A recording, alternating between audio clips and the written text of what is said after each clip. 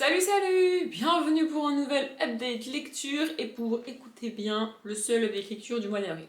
Je vous avoue que j'espère qu'au mois de mai je vais lire plus parce que vu l'énorme balle que j'ai fait pour un seul mois avec 12 bouquins, j'espère vraiment que je vais réussir à les lire au mois de mai. Mais en avril, je n'ai lu que 5 livres, dont un qui est dans ma palle du printemps, dont je parlerai dans le bilan de la palle du printemps. Donc ce qui reste 4 livres, ce qui laisse 4 livres. C'est mieux si je parle français. Et donc ça fait un seul update. Voilà, bon après, j'ai pas lu pendant une grosse semaine, parce que quand j'étais en vacances, je n'ai pas lu, bizarrement. Écoutez, voilà. Et après, il y a 3 jours sur le mois d'avril où j'ai pas beaucoup lu, parce que du coup, j'ai gardé une petite fille de peu près 18 mois. Du coup, c'était pas pratique pour lire dans la journée, vous voyez. Donc en gros, il y a une bonne dizaine de jours, c'est-à-dire un tiers du mois, où j'ai pas lu. Oui, j'essaye de m'auto-rassurer en me disant que j'ai moins lu parce que j'ai moins lu. En fait, c'est pas très grave, tu vois. C'est juste que, en fait, ce qui m'a fait un choc, c'est de me dire que j'ai lu que 5 livres en avril, alors que j'en ai mis 12 dans la page du mois de mai, et que j'ai un bon espoir de réussir à les lire. Tu vois, je me suis dit, peut-être je vais pas y arriver en fait. Mais bon, écoutez, c'est pas très grave. Ce sont des livres que vous m'avez vu lire en vlog et dans le week-end à 1000 pour les derniers. On y va. Le premier, c'est Dans la nuit blanche de Olivier Adam, et je commence sérieusement à me poser des questions sur Olivier Adam. Peut-être qu'il faudrait que j'arrête Olivier Adam, peut-être qu'il faudrait que je reconnaisse que les premiers livres que j'ai lus de lui, j'ai adoré et c'était trop bien. Et puis en fait, c'était des exceptions dans sa bibliographie pour moi, puisque j'ai abandonné ce bouquin au bout de 110 pages. Alors c'est quand même pas si mal, hein, 110 pages. C'est-à-dire que 110 pages, déjà c'est rare que j'aille au-delà de la page 100 d'un bouquin avant de l'abandonner. Non mais vraiment, c'est rare. Et en plus, comme le bouquin fait un peu plus de 200 pages, c'est quand même pas loin de la moitié. Attendez, je regarde. Le bouquin fait 254 pages. Donc on est quand même pas très loin de la moitié. La moitié c'est quoi, 125? Un truc comme ça. Donc on n'est pas si loin de la moitié. Et la raison pour laquelle j'ai abandonné ce livre me fait dire que c'est peut-être parce qu'il est trop bien écrit, et bizarrement. Bref, commençons par l'histoire. On va suivre un groupe de jeunes, pas tous tout à fait du même âge. Ils ont pas énormément d'écart, mais ils sont adolescents, et du coup, ce sont des âges où quand t'as 2 ans d'écart, t'as l'impression que c'est énorme. Genre, tu vas pas traîner avec ton petit frère qui a 2 ans moins que toi, vous voyez ce genre de truc. C'est un peu cet âge-là. Et en gros, on suit Léa. C'est un livre avec plusieurs points de vue. Il y a vraiment plusieurs. Je crois qu'il y en a 4 ou 5. On est dans la tête de 4 ou 5 personnages différents.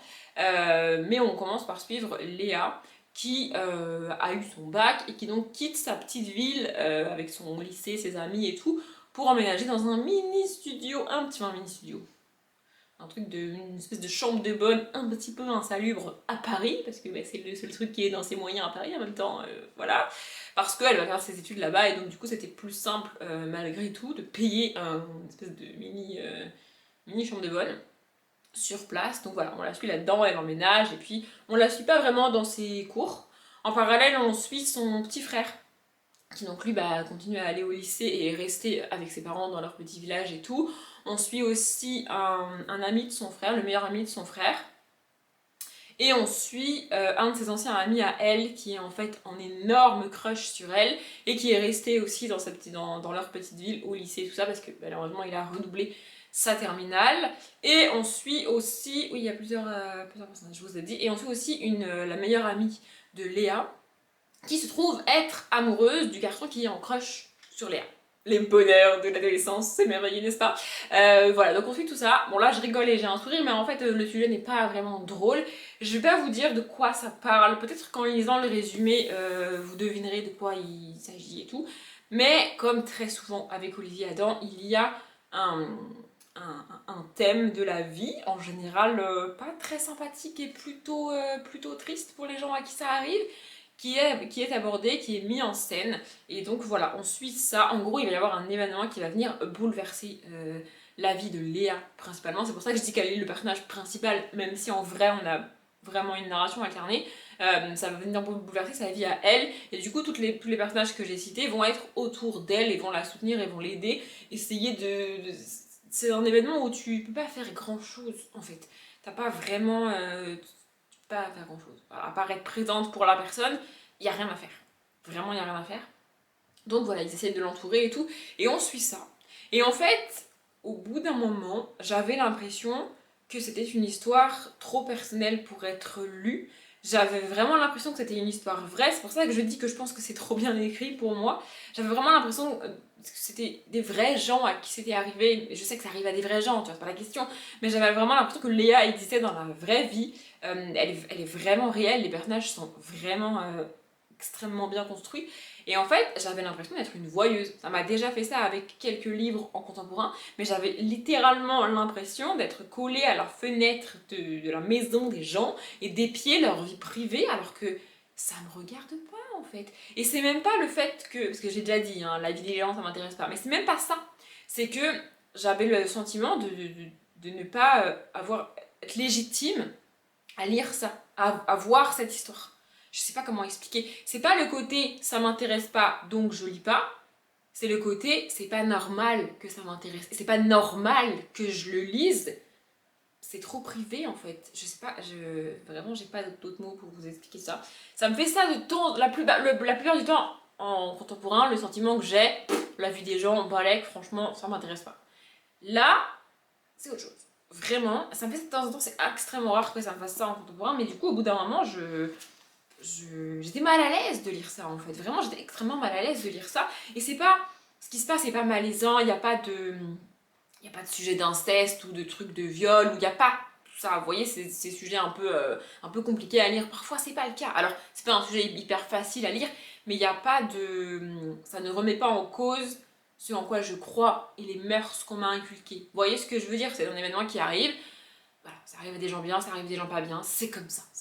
C'est comme ça et c'est tout en fait. Mais j'ai pas réussi en fait. Enfin, genre vraiment, c'est horrible d'avoir ce sentiment de voyeuse. Et encore une fois, c'est le cas pour tous les livres. Enfin, je veux dire, dans tous les livres, même en romance par exemple, en romance, tu lis quand même des scènes parfois extrêmement intimes, tu vois. Mais ça me fait pas ça. Et là, vraiment, j'ai pas réussi. Les personnages sont trop réels, trop vivants. Et donc, c'est trop réaliste pour que j'arrive à lire. Ouais, je suis casse-couille avec le contemporain. Non, mais vous avez le droit de le dire, hein, je suis casse-couille avec le contemporain, mais écoutez, je suis dégoûtée, mais j'ai pas réussi à lire. Le deuxième, c'est celui que vous avez vu sur le week-end d'Amil, et en fait, bah, c'est là qu'on constate que vraiment j'ai rien lu au mois d'avril, puisque le week-end d'Amil, je l'ai fait le dernier week-end d'avril, et, euh, et ce livre-là, je l'ai lu sur le week-end d'avril. Enfin, je l'ai lu, j'ai lu 40 pages parce que je l'ai abandonné, donc c'est la théorie du drap housse de Valérie Chevalier. On peut le trouver aussi sous le titre La théorie du drap contour. Drap contour étant la manière dont on dit drap housse en québécois. Voilà, puisque Valérie Chevalier est québécoise, c'est pour ça que j'avais acheté ce bouquin. J'avais déjà lu un livre d'elle et j'avais adoré. Et je crois que le livre que j'ai lu d'elle, c'est Tu peux toujours courir. Je l'écrirai quelque part si ce n'était pas le cas. Bref. Mais là, en fait, je l'ai dit dans le vlog du week-end d'Amil que je vous remettrai en barre d'infos si jamais. Le thème ici est un truc qui. Alors, on est en contemporain, mais c'est même pas le fait que ça m'intéresse pas qui fait que j'ai abandonné le bouquin. C'est juste que mon cerveau refuse d'accepter que des humains fassent ce que l'homme, le copain donc de Florence, qu'on suit ici, fait. Ça n'a aucun sens pour moi, vraiment. Et c'est même pas. Bon, je vais vous le dire pour ceux qui n'ont pas vu le blog.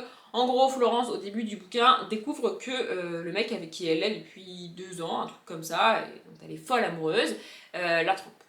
Voilà, du coup elle a une explication avec lui, et puis ils rompent et elle le dégage. C'est pas une rupture facile pour elle non plus, parce que bah, du coup elle l'aime toujours, elle est extrêmement blessée, extrêmement triste par ce qui est arrivé, mais c'est pas une rupture facile pour elle. Ce que je peux comprendre, vraiment, je peux comprendre, mais la tromperie, l'adultère, c'est quelque chose que je ne comprends pas par contre. Vraiment, je ne comprends pas comment tu peux consciemment tromper quelqu'un que tu aimes alors que tu sais que ça va lui faire du mal, que tu as une tripotée d'un nombre incalculable d'autres options que de faire ça, mais non. Tu choisis consciemment en tant qu'humain de faire du mal de la pire des manières qui soit, enfin d'une des manières terribles qui soit à la personne que tu aimes. Et après, en général, ils sont en mode « Oh mais je suis désolée !» Ou elle, ça marche aussi, hein.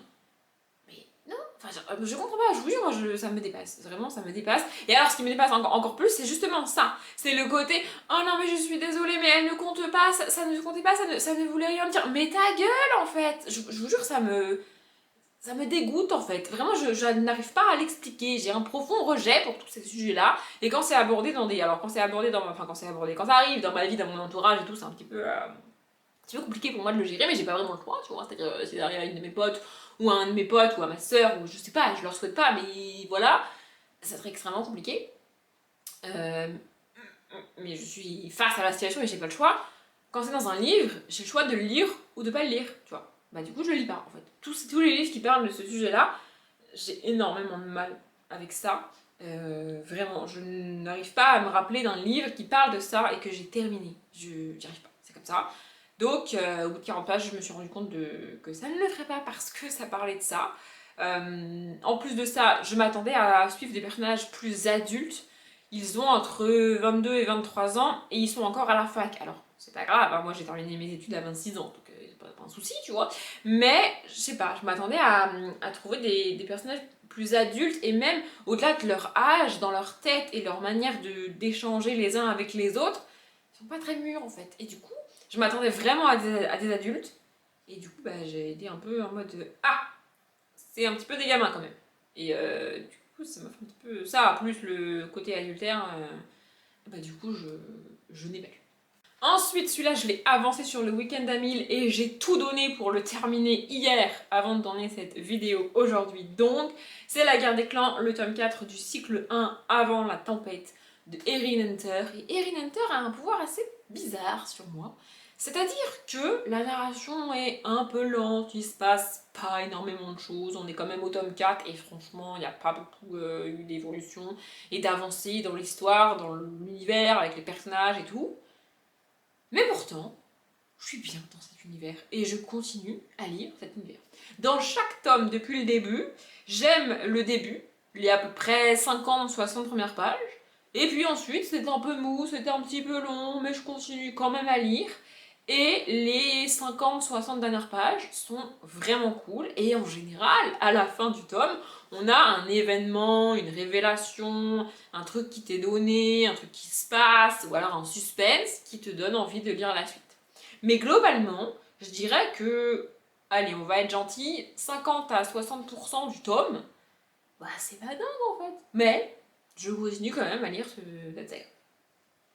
À l'heure actuelle, enfin à l'heure où ce livre a été publié, il y avait 3 cycles. Il me semble qu'il y en a déjà 5. Je suis pas non plus certaine d'aller au bout de tous les cycles, mais je pense au moins aller au bout de ce cycle-là. Il y a 6 tomes dans ce cycle-là, et je les ai dans ma palle, les 2 derniers, donc j'irai au bout. Pour l'histoire, on est avec des chats qui vivent dans la forêt et qui sont divisés en 4 clans. Donc il y a, attendez, je vais essayer de me rappeler sans regarder parce que je sais que c'est marqué dedans. Il y a le clan de l'ombre, le clan de la rivière, le clan du vent et le clan du tonnerre. Voilà, c'est les noms des clans, des 4 clans. Donc en gros, le territoire de la forêt est divisé en 4 et chaque clan a son territoire. Chaque clan contrôle son territoire. Les autres clans n'ont pas le droit de rentrer sur le territoire. Par exemple, le clan du vent n'a pas le droit de rentrer sur le territoire du clan de la rivière sans son autorisation. Et à chaque pleine lune, il y a un conseil où à peu près la moitié du clan, de chaque clan, je dirais, se rend à un endroit qui s'appelle les 4 chaînes. Je crois que c'est ça. Et en gros, ils font une espèce de réunion entre clans, il y a les chefs qui sont présents, et qu'est-ce qui s'est passé pendant le mois, en gros. Ils échangent les informations, les trucs. Voilà. Et nous, on suit, depuis le début de ce cycle, en tout cas, un chat roux. Je vais pas vous donner son nom parce qu'en fait, il y a toute une structure au sein des clans. Donc les chatons naissent, on leur donne un nom, et puis ensuite ils deviennent apprentis, ils ont un autre nom, et une fois leur apprentissage terminé, ils deviennent guerriers, et donc ils ont un autre nom, et puis après il y a un lieutenant dans le clan, et après il y a le chef du clan, et si tu changes de truc aussi, tu changes de nom. Donc je vais pas vous donner son nom, mais en gros c'est un petit chat roux, qui est un chat domestique au début, et qui en gros il s'enfuit de la maison dans laquelle il est, il va dans la forêt, et il découvre l'existence de ces clans et il trouve ça cool, il a envie d'en faire partie. Il se trouve que le clan du tonnerre accepte de le prendre comme apprenti, et donc il intègre le clan et il devient apprenti au sein du clan. Et donc c'est lui qu'on va suivre toute son évolution, toute la découverte du clan, de comment ça fonctionne au sein des chats. Ça c'est hyper bien fait, vraiment c'est hyper cool. Et il y a vraiment beaucoup de chats à suivre. En fait, il y a, je pense même qu'il y a plus de personnages que dans la plupart des livres jeunesse. Je sais pas à partir de quel âge tu peux lire ça, mais assez jeune quand même. Il y a quelques scènes de bataille, quelques scènes de guéguerre entre les chats, tu vois, parce qu'ils sont pas toujours d'accord, et ils se battent un petit peu. Ici, pour vous donner un ordre d'idée, il y a toute une partie de la forêt qui va brûler. Voilà. Donc c'est pas non plus hyper léger comme lecture pour les enfants, mais c'est sympa. Et voilà, on suit ça, l'évolution de la vie des clans, les batailles, les petits désaccords au sein des clans, entre les clans, voilà. Et on suit principalement, j'allais dire son nom, principalement ce chat roux qui donc va grandir, apprenti, guerrier, tout ça, bidule, machin. Voilà. C'est vraiment cool, j'aime vraiment cet univers, je trouve ça vraiment sympa. Mais en fait, l'autrice me perd au milieu de chaque tome. Je décroche un petit peu, je perds de l'intérêt, je continue à lire, ce qui est déjà un bon exploit hein, pour moi qui a beaucoup de bouquins, mais elle me perd au milieu du tome et elle me récupère vers la fin du tome, mon intérêt se réveille. Et ce qui est cool, c'est que là, l'événement qui se passe à la fin du tome, alors que je suis adulte, que j'ai lu quand même pas mal de fantasy fantastique jeunesse et young adulte, et que comme je l'ai dit, c'est pas la narration la plus rapide du monde, je n'ai pas deviné. En fait, j'ai deviné la révélation de la fin du tome, mais genre 2 pages avant qu'elle soit écrite. Vous voyez, c'est pas comme si à la moitié du tome, j'avais deviné. C'est pas le cas. Donc, c'est aussi pour ça que je continue, parce que je pense que si à la moitié du tome, je devinais le truc, ça me gonflerait passablement, vous voyez. Mais là, c'est pas le cas. Et je trouve ça cool. Et j'avoue que la révélation de la fin de ce tome me donne très très envie de lire la suite. Je sais pas quand est-ce que je lirai la suite de cette saga, parce que du coup, au mois de mai, ça va pas être possible. Peut-être au mois de juin. Mais voilà. Et on termine avec un livre que vous avez aussi vu dans le vlog du Week-end Emile et que j'ai aussi terminé hier, et qui me fait dire que je fais bien de continuer à acheter des livres qui, a priori, n'ont rien pour me plaire. Parce que ici, ce livre n'avait a priori aucune raison de me plaire, alors que je l'ai adoré. Au final, pourquoi il avait aucune raison de me plaire? Premièrement, parce que c'est un recueil de nouvelles. Chaque histoire fait entre 50 et 60 pages, je dirais. C'est pas mon délire, les histoires courtes. Deuxièmement, parce que on est sur des biographies et que je préfère les histoires fictives. J'aime pas les histoires vraies, je sais pas pourquoi, c'est comme ça. Je trouve ça moins fun en fait, les histoires vraies. Bref. Et parce que on parle de femmes, donc c'est Les Aventurières du ciel de Catel Faria. Ici, on a 6 biographies, d'aviatrices des années de 20-30, et ça va jusqu'à la Seconde Guerre mondiale, pour vous donner un ordre d'idée, jusqu'à même après la Seconde Guerre mondiale, dans la dernière nouvelle en tout cas, c'est sûr. Et en fait, ça n'avait rien pour me plaire parce que même les biographies un peu féministes comme ça, en général, ça me plaît pas. Ça me plaît pas parce que celles que j'ai lues jusqu'à maintenant, dans toutes celles que j'ai lues jusqu'à maintenant, que ce soit, c'est principalement des graphiques avec des textes très courts. Et en fait, les femmes sont définies par les hommes de leur vie. Quand on te présente la vie, je sais pas, pour citer l'une des plus connues, de Frida Kahlo par exemple, on va te parler de son père. Je sais pas si c'est le cas, mais en gros, on va te parler du père de cette femme, de son frère, de son mari, de son fils, de son amant. On te la définit uniquement par les hommes qui peuplent sa vie. Vraiment. Et ça m'agace. Elle est pas capable de faire les choses par elle-même? Non. Elle fait les choses parce que son père. Elle fait les choses parce qu'elle a rencontré tel homme et qu'elle s'est mariée avec lui. Elle fait les choses parce que tel homme est tombé amoureux d'elle. Mais ça me saoule, vraiment ça me fatigue cette définition des femmes à travers les hommes. Ça me rend ouf, vraiment. Et ici, c'est pas le cas. Ici donc on a 6 animatrices comme je l'ai dit, on en a 4 françaises, on en a une anglaise mais qui a grandi et qui a été élevée au Kenya, et on en a une américaine. Déjà, première information pour moi, je ne savais même pas que la France était pionnière dans l'aviation. Vraiment, c'est... Bon, ça je savais que l'avion était une invention française, plus ou moins, mais j'avais pas conscience que toutes les avancées avaient été en France, en fait. Et en gros, j'avais peur que, a posteriori, parce que ce livre a été écrit évidemment bien après la mort de toutes ces femmes, on cherche absolument à prouver qu'elles avaient dans les années 20-30, déjà cette espèce de sentiment féministe, cette espèce de volonté d'égalité des sexes. C'était pas le cas dans les années 20-30, c'est pas vrai. Et c'est pas le cas. Effectivement, c'est pas ce qu'on te dit dans le bouquin. En fait, ces femmes ont juste fait ce qu'elles voulaient faire. La plupart ne se sont pas mariées, la plupart n'ont pas eu d'enfants.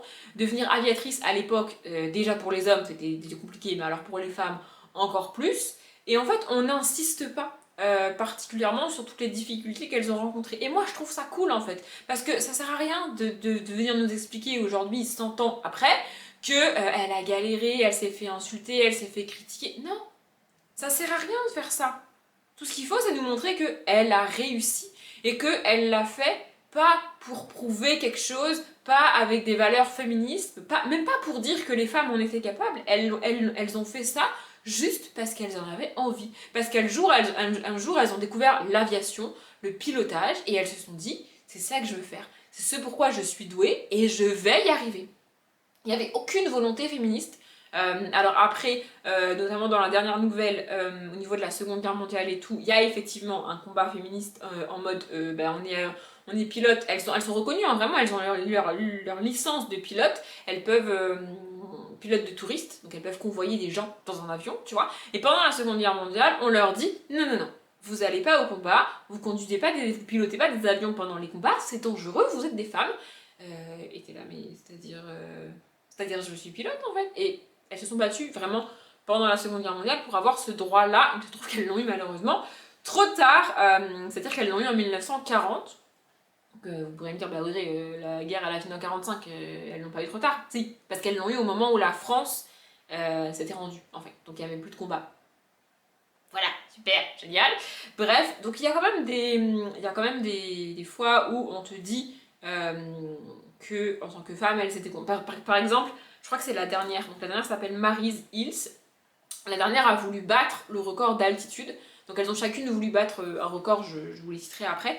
La dernière a voulu battre le record d'altitude. C'est-à-dire juste tu prends l'avion et tu montes le plus haut possible, vraiment, pas forcément en ligne droite, mais quasiment. Tu vois, le but c'est pas de voyager, c'est pas d'aller quelque part, c'est de monter le plus haut possible. Et le record était à 7000 et quelques quand elle le tente. Et elle se dit, vas-y, je vais mettre un gap de ouf, je veux dépasser les 10 000.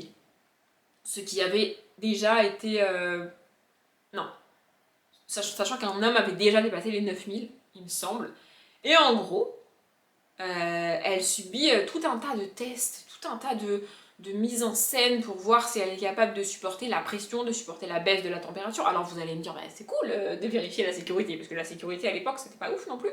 Oui, mais on lui fait faire tout ça parce que à l'époque, on croit que le corps d'une femme est plus faible que le corps d'un homme et que donc elle ne va pas supporter ça parce qu'elle est une femme. L'homme qui a qui a dépassé les 9000 et quelques, a priori il a pas fait tout ça, hein, tu vois. Et il y a plein de fois où, par exemple, on leur donne leur brevet de pilotage de tourisme, donc elles ont le droit de piloter des avions avec des gens dans l'avion, tu vois. Mais en même temps, on dit aux gens, par contre c'est un petit peu plus dangereux de se faire piloter par une femme. T'as raison.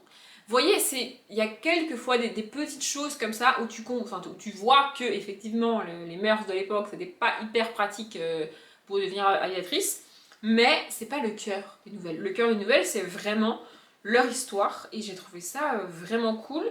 Donc on a ici, à chaque fois c'est des mini-biographies, hein, mais de Adrienne Bolland qui est française et qui est la première personne tous sexes confondus, à avoir traversé la cordillère des Andes par son endroit le plus court et le plus difficile, à savoir les montagnes entre l'Argentine et je sais plus quel pays, je suis désolée, je suis nulle en géographie. On a Beryl Mackham qui, elle, il me semble que c'est celle qui a fait de la voltige. Je sais plus trop, je suis désolée. Non, c'est pas ça. Celle qui a fait de la voltige, c'est Hélène Boucher. Voilà. Beryl Mackham, elle a fait la première traversée de l'Atlantique depuis l'Europe vers le Canada. Maryse Bastier, et le record qu'elle a fait, c'est tenir en vol le plus longtemps. Juste être dans l'avion et peu importe ce que tu fais en termes d'auteur, en termes de distance, on s'en fout, c'est juste rester le plus longtemps en vol. mais les gens sont fous. Bessie Coleman, je sais plus réellement ce qu'elle a fait comme exploit, je suis désolée, mais Bessie Coleman c'est l'américaine qu'on suit, et ce qui est vraiment important dans la nouvelle, et ce qui est vraiment mis en avant, c'est à la fois le fait qu'elle est une femme et qu'elle est aviatrice, mais aussi le fait qu'elle est noire et qu'elle est aviatrice, et du coup on se retrouve aux États-Unis avec des faits absolument terribles au niveau de la ségrégation. Et bah voilà, du coup elle est une femme noire qui devient aviatrice, et c'est plutôt la condition des noirs à l'époque qui est mise en avant, et elle va finir par venir en France pour faire de l'aviation parce que là-bas ça devient compliqué. Et parce qu'elle est une femme, et parce qu'elle est noire, et même pire, en fait c'est pire dans son cas d'être noire que d'être une femme. Et j'ai trouvé ça cool parce qu'on a tendance à voir les États-Unis comme un pays beaucoup plus avancé et beaucoup mieux que la France, ou que l'Europe en général, peut-être c'est juste mon avis mais je pense pas. Et en fait, pour ce qui est des femmes, c'est à la fois vrai et pas vrai. C'est-à-dire que oui, les États-Unis ont donné le droit de vote aux femmes avant la France, et je l'ai dit en vlog et ça m'a... Voilà. Mais dans le même temps, aujourd'hui, ils reviennent sur le droit de l'avortement. Vous voyez, voilà. Et pour les droits des Noirs, c'était... En fait, à l'époque, en France, c'est ouf de dire ça, parce que moi, j'ai pas l'impression que ce soit le cas aujourd'hui, mais bref, à l'époque, en France, il n'y a aucune distinction en fonction de la race, en fonction de la couleur de peau. C'est pas un problème, c'est pas une question en France, tu vois. Aux États-Unis, l'esclavage a été aboli, mais il y a les lois de la ségrégation, il y a les places dans le bus, les toilettes, enfin tout ça, on connaît et tout, et c'est extrêmement difficile en tant que noir de vivre là-bas, là où en France, la question ne se pose même pas en fait. Enfin, genre, il n'y a pas de souci. Voilà, donc c'est ça qu'on suit principalement avec Bessie Coleman. Et donc, Maryse Hills, comme je l'ai dit, son record c'est la hauteur, l'altitude de l'avion. Et Hélène Boucher, il me semble que c'est aussi celle qui vole le plus vite. Un truc comme ça. Voilà, c'est un livre que je trouve vraiment, vraiment très cool. La nouvelle qui m'a le plus touchée, et j'ai lu le début en vlog, c'est celle sur Hélène Boucher, parce qu'elle est décédée très très jeune. Et en fait, le début de la nouvelle, on t'explique que dans telle ville de tel département français, il y a sa tombe. Et vraiment, j'ai pas lu le truc là, mais j'ai les larmes aux yeux. Vraiment, je saurais pas l'expliquer, cette fille, cette personne m'a touchée plus que les autres. Vraiment, j'ai trouvé ça très cool et j'ai appris beaucoup de choses avec ce bouquin, c'était vachement bien. J'aurais pu le prévoir, j'ai un petit peu divagué sur le dernier bouquin, du coup l'update est un petit peu long, mais je ferai avec, et j'espère que vous aussi. Je m'arrête là, comme d'habitude je vous souhaite une bonne journée, un bon après-midi, un bon appétit ou une bonne nuit, et je vous dis à bientôt.